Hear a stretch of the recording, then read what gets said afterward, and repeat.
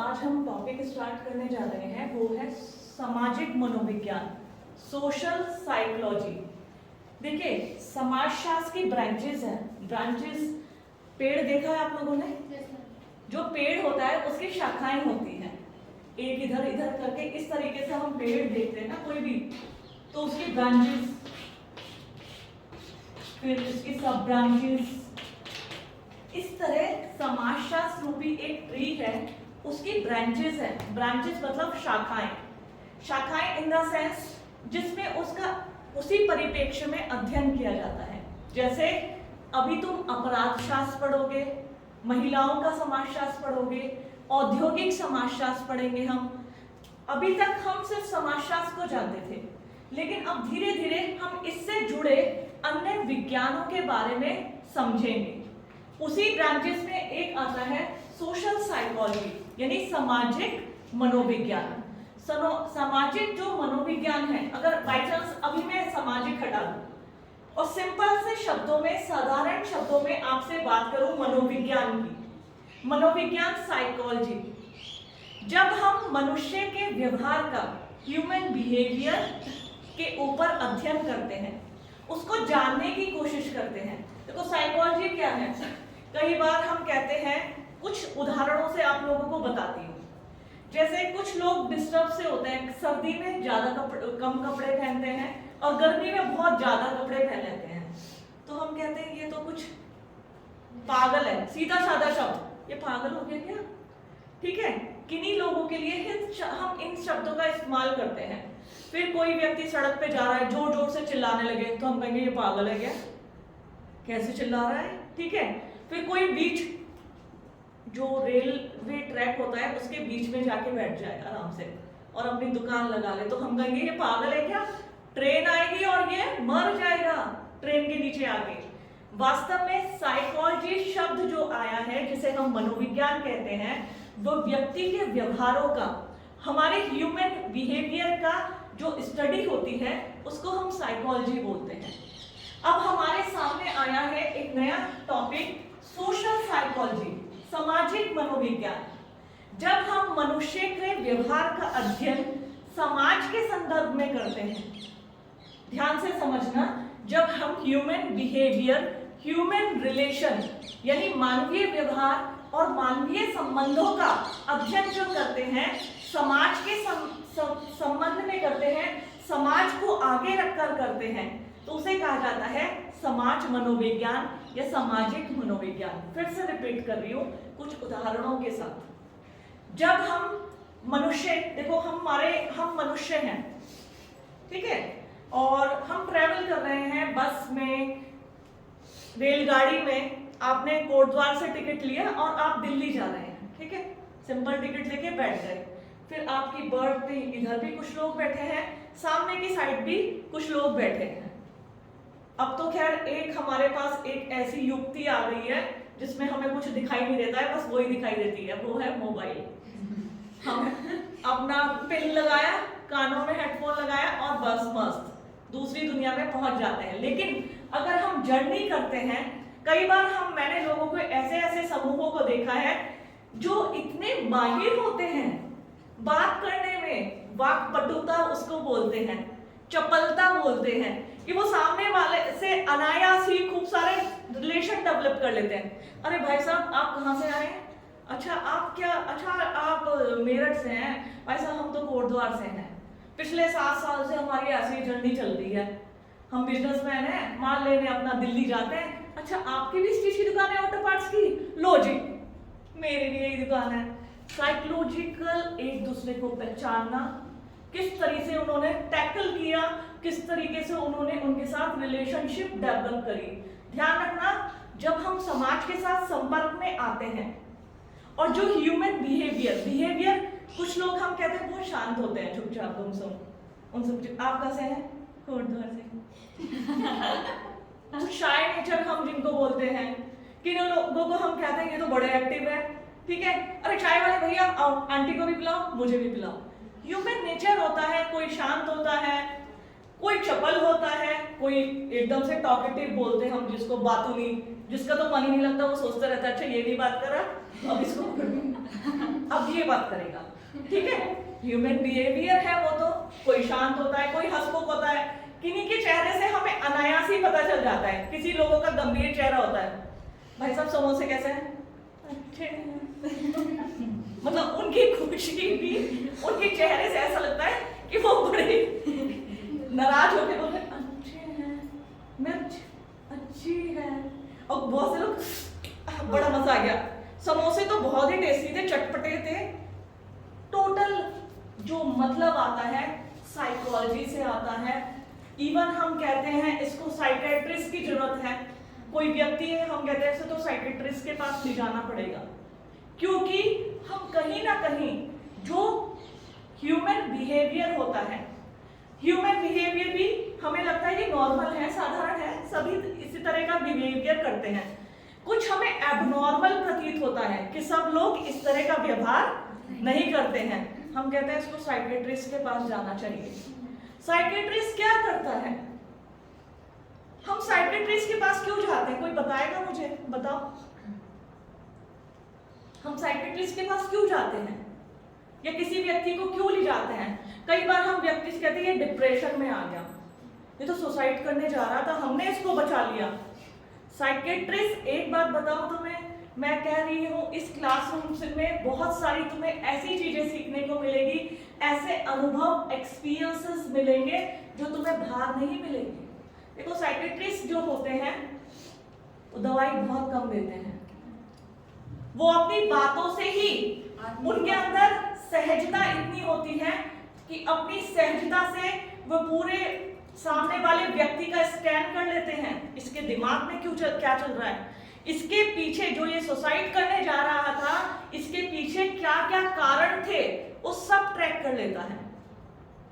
मैं कुछ डॉक्टर्स को पर्सनली तुम्हें बता रही हूँ, ऐसे जानती हूँ, उनसे मैं होम्योपैथिक की दवाई लेने गई थी, तो मैं सोचती हूँ साइकेट्रिस्ट है क्या, इन्होंने तो पूरा मतलब बातों ही बातों में उलझा के हमें पता भी नहीं चलेगा और हम सब कुछ उनको बता बैठेंगे, हमें पता भी नहीं चलेगा आज आपने क्या खाया था। वो ये नहीं पूछेंगे आपको क्या, आप आत्महत्या करने क्यों जा रहे थे, बिल्कुल सीधे नहीं पूछेंगे। वो पूछेंगे आपने सुबह ब्रेकफास्ट क्या करके आए, तो कहेंगे ब्रेकफास्ट में तो मैंने जूस लिया, पराठे नहीं खाए, नहीं पराठे मुझे अच्छे लगते हैं, क्यों, वो मुझे भारी कर जाते हैं। कहने का मतलब कहीं से बात उठाएंगे और कहीं भी ले जाएंगे, अनायास ही वो हमारी सारी मानसिक जो प्रतिक्रियाएं माइंड में हो रही है उनको सहज ही आभास कर लेते हैं। तो अभी जो ये हमें लग रहा है ह्यूमन बिहेवियर के जो स्टडी होते हैं उसको बोलते हैं। और सोशल साइकोलॉजी यानी सामाजिक मनोविज्ञान मनुष्य के व्यवहारों और संबंधों का अध्ययन समाज के संदर्भ में, समाज के सापेक्ष जब ह्यूमन बिहेवियर, ठीक है, वो कैसे, उसको भी थोड़ा सा समझाती हूं। जैसे संयुक्त परिवार में मनुष्य का व्यवहार, एकांकी परिवार में बच्चों का व्यवहार, या संयुक्त परिवार में जो बच्चे पलते हैं, बड़े होते हैं, उनका जो साइकोलॉजी होती है वो एकांकी परिवार के बच्चों से बिल्कुल अलग होती है। वो समूह में खेलते हैं, साथ खाते हैं, साथ उठते हैं, शादी विवाह उत्सव में सामूहिक रूप से प्रतिभाग करते हैं। वही एकांकी परिवार के बच्चे, माँ बाप नौकरी पे निकल गए, उनको कुछ मिला ही नहीं, वीडियो गेम में लगे हुए हैं, 24 घंटे घुसे हैं, उनका सोसाइटी से संपर्क ही कट जाता है। तो कहने का मतलब आज अपने सामाजिक मनोविज्ञान जो एक नया चैप्टर है उसमें हम मनुष्य के व्यवहारों का और उसके संबंधों का अध्ययन करेंगे समाज के संदर्भ में। इसकी अब कुछ डेफिनेशंस हैं जो विभिन्न समाजशास्त्रियों ने दी है, उनको मैं बिना, हालांकि अभी भी मैंने लिखी है, बिना लिखे उनका अर्थ बता दूं तो सब ये कहते हैं जो सामाजिक मनोविज्ञान है वह समाजशास्त्र की वह शाखा है जो मनुष्य के व्यवहारों और संबंधों का वैज्ञानिक अध्ययन करती है, वो भी समाज के संदर्भ में। बस उसी को घुमा फिरा के लिखा है, जैसे ओटो क्लाइनबर्ग है, इनकी किताब थी सोशल साइकोलॉजी, लिख सकते हैं आप। इन्होंने अपनी किताब लिखी थी सोशल साइकोलॉजी। सोशल साइकोलॉजी में आपने बताया था कि सामाजिक मनोविज्ञान व्यक्ति का अन्य व्यक्तियों से संबंधित व्यवहार का वैज्ञानिक अध्ययन है। वही वाली बात रिपीट हो रही है कि सामाजिक मनोविज्ञान व्यक्ति का, क्योंकि हम समाज में अध्ययन कर रहे हैं, तो समाज में सोशल रिलेशन कब डेवलप होते हैं? इंटरेक्शन, जब हम दूसरे व्यक्ति से संपर्क में आते हैं, चाहे एक से चाहे अनेक से। तो यही ऑटो क्लाइमर बोलते हैं कि सामाजिक मनोविज्ञान व्यक्ति का अन्य व्यक्तियों से संबंधित व्यवहार का, बिहेवियर का जो है वो क्या है? साइंटिफिक स्टडी है, यानी वैज्ञानिक अध्ययन है। बहुत सिंपल है, ठीक है। ध्यान से फिर से रिपीट कर लेना, सामाजिक मनोविज्ञान व्यक्ति का अन्य व्यक्तियों से संबंधित व्यवहार का वैज्ञानिक अध्ययन है, ठीक है। फिर है शेरिफ एवं शेरिफ ने, आपने लिखा है सामाजिक मनोविज्ञान व्यक्ति के व्यवहार एवं अनुभवों, यानी बिहेवियर एंड एक्सपीरियंसेस, जो व्यक्ति के व्यवहार और अनुभवों का सामाजिक उत्तेजन, उत्तेजन एक एग्रेसिवनेस के लिए यूज किया जाता है। एग्रेसिव, आवेश, उत्तेजना, उत्तेजक, इन शब्दों के लिए किया जाता है कि स्थिति में वैज्ञानिक अध्ययन है, मतलब साइंटिफिक स्टडी है। किसका? मनुष्य और मनुष्य, व्यक्ति और व्यक्ति के बीच बनने वाले संबंध और व्यवहार। अगर आप इसको भी नहीं लिखोगे तो आपकी डेफिनेशन बिल्कुल 100% करेक्ट है। और यही नहीं, क्रैच एंड क्रचफील्ड, बहुत सारे समाजशास्त्री हैं जिनकी सामाजिक मनोविज्ञान के बारे में डेफिनेशन है, और साधारण वो डेफिनेशन घूम फिर के उसी के ऊपर आ जाती है, व्यक्ति का संबंधों से अन्य व्यक्ति के साथ संबंधों में, या व्यक्ति का समाज के सापेक्ष व्यवहारों का वैज्ञानिक अध्ययन है। तो सिंपली अगर हम देखो, हमेशा किताब की लैंग्वेज लिखने में यूज मत करना। तुमने क्या समझा, इसको कंक्लूड यदि हम एक पैराग्राफ में करेंगे तो हम लिखेंगे सामाजिक मनोविज्ञान व्यक्ति के व्यवहार का, सामाजिक संबंधों का अध्ययन, समाज के तरीके से वैज्ञानिक अध्ययन करने वाला शास्त्र है। या सिंपल व्यक्ति का व्यक्ति के साथ व्यवहार या संबंध, या तो व्यवहार लिख दो या संबंध लिख दो, और उसका वैज्ञानिक अध्ययन है, उसे कहते हैं सामाजिक मनोविज्ञान। आया समझ में? अब थोड़ा आगे चलते हैं। एक क्वेश्चन आता है, सामाजिक मनोविज्ञान की प्रकृति बताइए, नेचर ऑफ सोशल साइकोलॉजी। ये भी बिल्कुल कठिन नहीं है, हमें इसकी प्रकृति बताना है। प्रकृति, नेचर, सबसे पहले बताइए प्रकृति से आपको क्या आभास हुआ है? नेचर से प्रकृति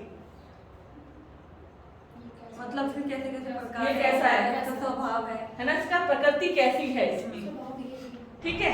पानी ठंडा है कि गर्म है, इसकी प्रकृति कैसी है? इस समय फ्रिज का रखा होगा तो ठंडा होगा, और गैस चूल्हे में उतार के रखा होगा तो वो गर्म होगा, ठीक है, प्रकृति। लेकिन ये तो पानी नहीं है, ये तो सामाजिक मनोविज्ञान है, एक टॉपिक है, एक विषय है। इसकी प्रकृति हम कैसे जान सकते हैं? देखिए, प्रकृति जानने के लिए मैंने कुछ पॉइंट्स लिखे हैं।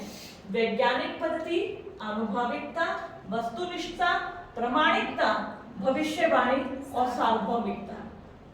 इनका मैं अभी हर एक शब्द को आपको डिफाइन कर रही हूं, तो आप अच्छे से बता सकेंगे सामाजिक मनोविज्ञान की प्रकृति क्या है। और यहाँ प्रकृति पूछने का उद्देश्य बच्चों आया है, ये कला है या विज्ञान है। अगर यहाँ पर पूछा जा रहा है आपसे कि जो सोशल साइकोलॉजी है उसकी प्रकृति कैसी है, तो उसका सीधा साधा अर्थ आया है या कला है या विज्ञान। अभी मैंने क्या बोला? व्यवहार का कौन सा अध्ययन है ये? वैज्ञानिक। तो हमें क्या आभास हो रहा है, इसकी प्रकृति कला है या विज्ञान है?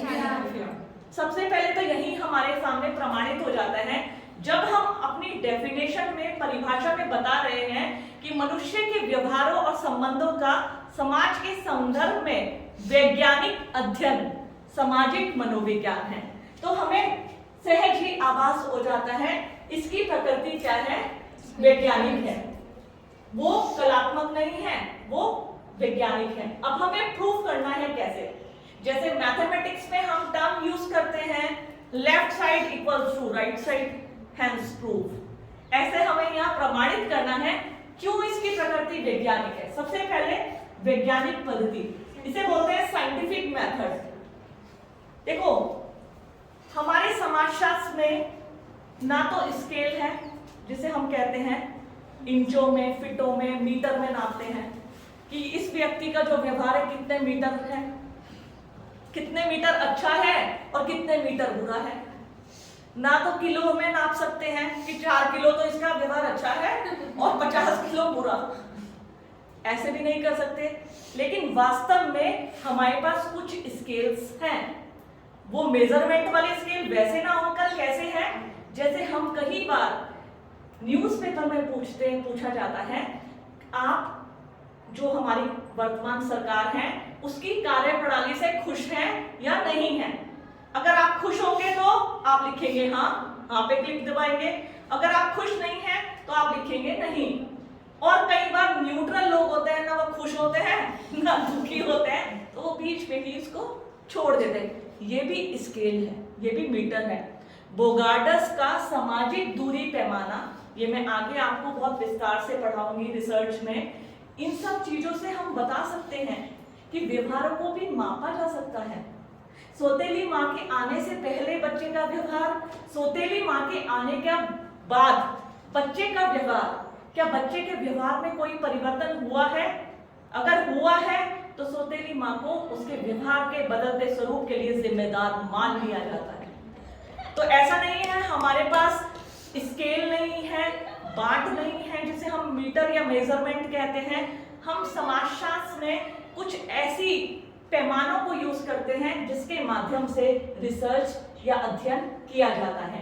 तो जो समाजशास्त्र की और सामाजिक मनोविज्ञान की कार्यप्रणाली है वो वैज्ञानिक पद्धति पर आधारित है। वैज्ञानिक पद्धति बोलते हैं साइंटिफिक मेथड। साइंटिफिक मेथड मैंने तुम्हें फर्स्ट सेम में बहुत विस्तार से पढ़ाया है, वीडियो भी बनाई है कि सबसे पहले अध्ययन का विषय लेते हैं, विषय से संबंधित अध्ययन की विधियों का चुनाव, कौन कौन सी विधि लेंगे। साइंटिफिक मेथड बोलते हैं, फॉर एग्जाम्पल हमें किसी व्यक्ति के व्यवहार को आकलित करना है, जिसे हम केस स्टडी कहते हैं, व्यक्तिक अध्ययन प्रणाली।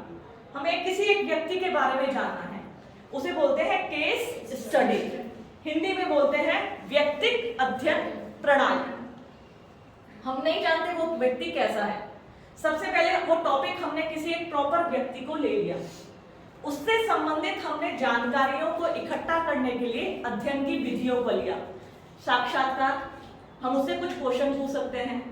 कई बार लोग अपने एग्रेसिवनेस का, जैसे हम क्वेश्चन पूछते जाते हैं उससे उत्तेजित हो जाते हैं, ठीक है। बहुत से लोग खुश मिजाज होते हैं तो उनसे कितना भी कैसा भी क्वेश्चन पूछ लो वो हंसते हंसते ही जवाब देते हैं, ठीक है। आपकी शादी हो गई कि नहीं हुई है? बहुत से लोग, आपकी शादी, तुझे क्या लेना मेरी शादी हुई नहीं हुई, ये मेरा पर्सनल मैटर है। Next question, what is this? हमने तो जस्ट क्वेश्चन पूछा है, लेकिन उस क्वेश्चन पूछने से ही सामने वाले व्यक्ति का पता चल गया ये उत्तेजित है, थोड़ा एग्रेसिव है, थोड़ा चिड़चिड़ा है, वो हमें सब चीज बताना नहीं चाहता। तो कहने का मतलब इस तरह की कुछ टेक्निक यूज की जाती है, हालांकि स्केल नहीं है, लेकिन कुछ चीजें टेक्निक ऐसी यूज करते हैं कि हमें सामने वाले के व्यवहार का पता चल जाता है। तो जो हम इसकी प्रकृति देखते हैं, सामाजिक मनोविज्ञान की प्रकृति की बात करें तो ये वैज्ञानिक है, क्योंकि इसमें वैज्ञानिक पद्धति का इस्तेमाल किया जाता है, जिसे कहते हैं साइंटिफिक मेथड। अनुभविकता, हमारे अनुभव, कई बार हम अपने अनुभव के आधार पर भी, अनुभव कई बार हमें लगता है, जैसे अगर हमसे पूछा जाए आपको कौन सा जर्नी, कार की पसंद है, रेल की पसंद है, हवाई जहाज की पसंद है कि पानी के जहाज की पसंद है, तो हमें लगा अरे हवाई जहाज में तो हम आधे घंटे में देहरादून से उड़े और दिल्ली पहुंच गए, बस में 6 घंटे लगे थे, ट्रेन में 4 घंटे लगे थे, तो हमें हवाई जहाज की पसंद है, क्योंकि ये हमारे अनुभव ने हमें बताया। तो हम अनुभव के आधार पर भी सीखते हैं, अपने एक्सपीरियंसेस से सीखते हैं। वो कैसे? कई बार कुछ मिसहैपनिंग हो जाती है, कुछ दुर्घटनाएं जिसे कहते हैं, वो भी हमें सिखाती हैं। कुछ दुर्घटनाएं, कुछ घटनाएं हमें सिखाती हैं आगे का पाठ कि नहीं ऐसा नहीं करना है, पिछली बार हमारे साथ ऐसा हो गया था तो इस बार हम ऐसा नहीं करेंगे। तो नेक्स्ट है वस्तुनिष्ठता। वस्तुनिष्ठता आप जानते हैं, इसको इंग्लिश में बोलते हैं ऑब्जेक्टिविटी। वस्तुनिष्ठता जानता है कोई क्या है? रिसर्च में पढ़ाया था मैंने आप लोगों को और तुम्हें दोष नहीं दूंगी। ऑब्जेक्टिविटी, देखो जो घटना जैसी घटित हुई ठीक उसे वैसे ही बता दे। हाँ, ज्यों का त्यों, सिंपल और साधारण, जैसा का जैसा, ज्यों का त्यों बता दे। तुम सिद्धबली मंदिर जा रहे थे, मैंने एग्जांपल से समझाया था, ठीक है। वॉकिंग पे जा रहे थे, जब वॉकिंग पे गए तुम, तो तुम्हारे जाने से पहले एक कार नीचे गिरी हुई थी, ठीक है। तुमने देखा, अरे भाई क्या हो गया ये, तो उसने कहा भैया कार मेरे भी आने से पहले मुझे पता नहीं। फिर कोई तीसरा आदमी आया, तुमसे पूछा भाई क्या हो गया, अरे तुझे क्या पता, ये दो आदमी लड़ते आ रहे थे और लड़ाई में उसका स्टीयरिंग ऐसा हुआ और वो कार नीचे गिर गई। इसमें झूठ था, वास्तविकता नहीं थी। इसे बोलते हैं, जो मैंने अभी बताया, व्यक्तिनिष्ठता, सब्जेक्टिविटी। जो घटना घटित होती है उसमें व्यक्ति अपने जब विचारों को डाल देता है तो उसे बोलते हैं सब्जेक्टिविटी, व्यक्तिनिष्ठता। ऑब्जेक्टिविटी कहते हैं सिंपल शब्द से, नहीं भाई मुझे भी नहीं पता क्या हुआ, जब तक मैं आया वो कार गिर चुकी थी। That is called subjectivity, objectivity, वस्तुनिष्ठता। जो घटना जिस रूप में घटित होती है ठीक उसी रूप में उसे डिफाइन कर देना, वो कहते हैं वस्तुनिष्ठता को। और समाजशास्त्र में जितना अगर हम अक्सर देखें तो इसका प्रयोग अधिकतम किया जाता है, क्योंकि इससे प्रमाणित करने की जो प्रतिशत होता है, वैज्ञानिक आंकड़े एकत्रित करने में सहायता मिलती है। क्योंकि जब व्यक्ति अपने व्यक्तिगत विचारों को नहीं मिलाएगा तो जैसे चीज घटित होती है वैसी हम तक पहुंच जाती है। प्रमाणिकता, प्रमाणित करना, कई बार कहते हैं ना तुम प्रूफ, तो तुमने बताया कि तुम्हारे आने से पहले गाड़ी गिर गई थी, तो तुम्हें पता चला एक सीसीटीवी लगा है, इसको चेक करके देख लो। तो जब उसने चेक किया तो पता चला कि गाड़ी पहले गिर चुकी थी। तो कहने का मतलब जब वस्तुनिष्ठता होती है उसे हम किसी ना किसी रूप में प्रमाणित भी कर सकते हैं। इसी प्रकार भविष्यवाणी, भविष्यवाणी कहते हैं भविष्य में क्या होने वाला है।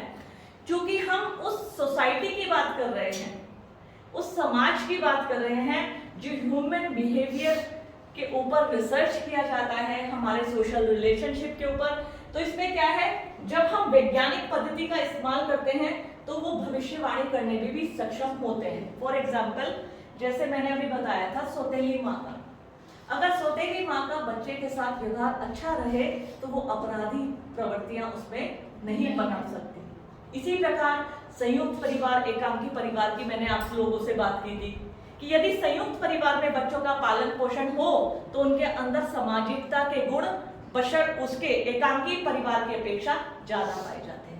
तो ये भविष्यवाणी की बात करता है। और सार्वभौमिकता, यूनिवर्सलाइजेशन जिसे बोलते हैं, सब जगह एक जैसे नियम। ऐसा नहीं है आज यहाँ ऐसा है तो कल वहां वैसा होगा, नहीं। खासतौर पर भारत के संदर्भ में अगर हम देखें, रॉबर्ट रेडफील्ड बात करते थे, रॉबर्ट रेडफील्ड ने बात की थी सार्वभौमिकता की, सार्वभौमिकीकरण की, यूनिवर्सलाइजेशन जिसको बोलते हैं।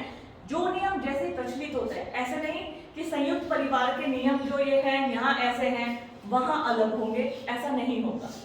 कहीं ना कहीं जो मानवीय व्यवहार, ह्यूमन रिलेशनशिप होती हैं, वो सब जगह एक प्रकार के पाए जाते हैं। लेकिन अपवाद कुछ जगहों को छोड़कर, जैसे केरल में नायर, जो वो नायर होते हैं उनमें मातृ सत्तात्मक परिवार चलते हैं। वहां संपत्ति का उत्तराधिकार माता से पुत्री को जाता है, पिता से पुत्र को नहीं जाता। तो कुछ अपवाद भी हैं, कुछ जनजातियां ऐसी हैं जिनके रीति रिवाज, नियम सब कुछ अलग है। बहुपति विवाह, बहुपत्नी विवाह प्रचलित है, जबकि हमारे समाज में, हमारी सोसाइटी में एक विवाह प्रचलित है।